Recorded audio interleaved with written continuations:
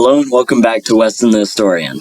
Today I will be discussing the French Revolution and its impact on humanity. In order to understand the French Revolution, we must first discuss its origins. The ancient regime had ruled France for hundreds of years. It included the three estates: the clergy, the nobility, and the commoners. As was tradition, the clergy and the nobility held the most authority, while the commoners had the least. While people had been fine with this for a fairly long time, the influence of the Enlightenment made many in France, specifically Paris, go against traditional authority and yearn for equality, democracy, and secularism, all of which were contrary to the European tradition. All of this led to many in France, especially the bourgeoisie, wanting change. The bourgeoisie was a class within the Third Estate. They were the middle class of France, who did not appreciate having such minuscule authority, and as a result advocated for change. Adding on to this, the French had just gone out of a war, that being the American War for Independence, which left them in tremendous debts. To add even more wood to the fire, France was undergoing a famine, leading to a food shortage and mass inflation. And who was blamed for all of France's problems? The monarchy. King Louis XVI was the king of France at the time. He was not really seen as a strong leader or a very noble and masculine character at all. He refused to produce an heir until 7 years into his marriage to Marie Antoinette, a woman who also was heavily disliked. The French media tried to spin both as being unfit to rule and disconnected with the people, which was only half true.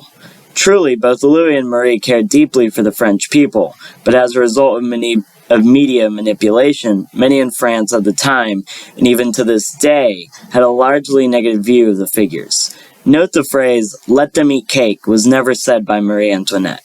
The people of France grew furious over the perceived inequality, economic crisis, and food shortage. The Third Estate, yearning for equality, advocated for equal voting rights so that they could not be outvoted by the other two estates. This caused problems among the Second Estate, who were extremely opposed to giving up the privileges given by their status. When the Estates General came together in Versailles, the debate over voting led to so much bitter disagreement that on June 17th, the Third Estate met alone and declared themselves to be the National Assembly. Not long after, they met again and took the tennis court oath, vowing they would not separate until a constitution was created.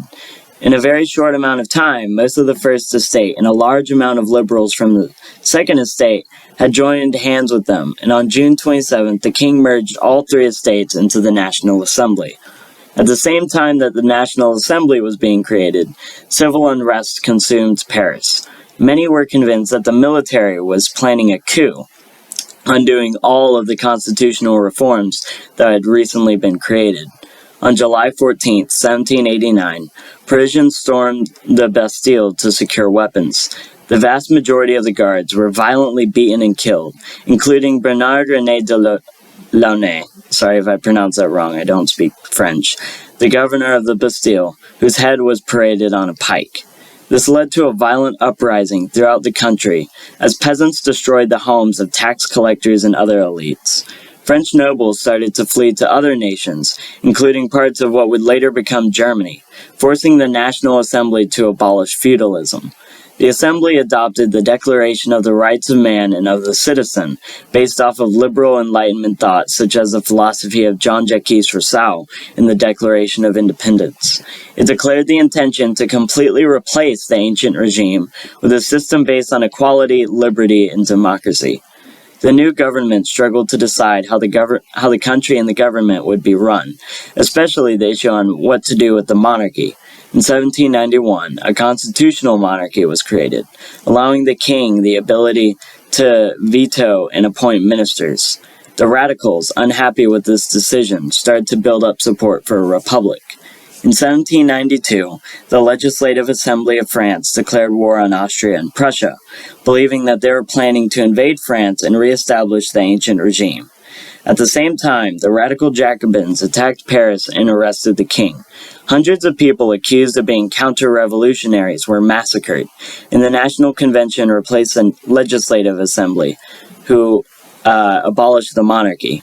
On January 21st, 1st, 1793, King Louis XVI was executed by the guillotine for crimes against the state. His last words being, "I die innocent of all the crimes imputed to me. I pardon the authors of my death, and pray to God that the blood you are about to shed will never fall upon France." Later that same year, his wife Marie Antoinette faced the same fate. The Jacobins seized complete control of France and the Reign of Terror began. Among their more bizarre and radical reforms, they created a new calendar and banned Christianity. Robespierre, a leader of the Jacobins, carried out executions by the thousands, many being killed for the smallest misdemeanor.